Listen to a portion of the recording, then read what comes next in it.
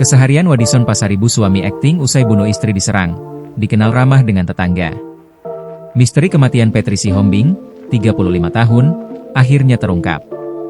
Warga perumahan Puri Anggrek, Kota Serang, Banten ini ternyata dibunuh oleh suaminya sendiri, Wadison Pasaribu, 37 tahun, Minggu, 1 Juni 2025. Skenario sang suami yang merekayasa ini adalah perampokan disertai pembunuhan terbongkar.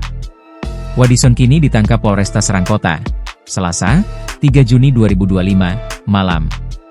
Sementara itu, tetangga korban, Jensen Pasaribu menuturkan, korban Petri Sihombing dikenal di lingkungannya sebagai sosok yang supel dan mudah bergaul dengan tetangga. Menurut Jensen, pasangan suami istri Wadison Pasaribu dan Petri Sihombing sudah 8 tahun lebih tinggal di perumahan Puri Anggrek, Kota Serang.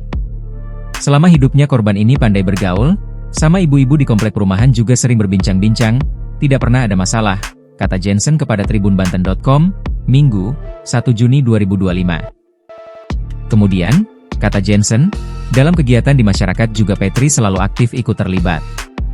Ia biasanya sama ibu-ibu di sini aktif berkegiatan, tidak menutup diri, ujarnya. Sementara sang suami Wadison Pasaribu, kata Jensen, dikenal sebagai sosok yang baik dan ramah kepada tetangganya. Kendati demikian, kata Jensen, sang suami jarang ada di rumahnya lantaran bekerja sebagai karyawan bank keliling di wilayah Malingping, Kabupaten Lebak, Banten. Memang suaminya ini jarang ada di rumah, paling kalau pulang itu seminggu atau 2 minggu sekali, tuturnya. Jensen menuturkan, kondisi keluarga pasangan Wadison Pasaribu dan Petri Sihombing sebelum terjadinya peristiwa pembunuhan tersebut tidak ada keributan apapun. Bahkan, kata Jensen, sehari-harinya terlihat rukun, tidak pernah ada keributan atau masalah dengan lingkungan sekitar.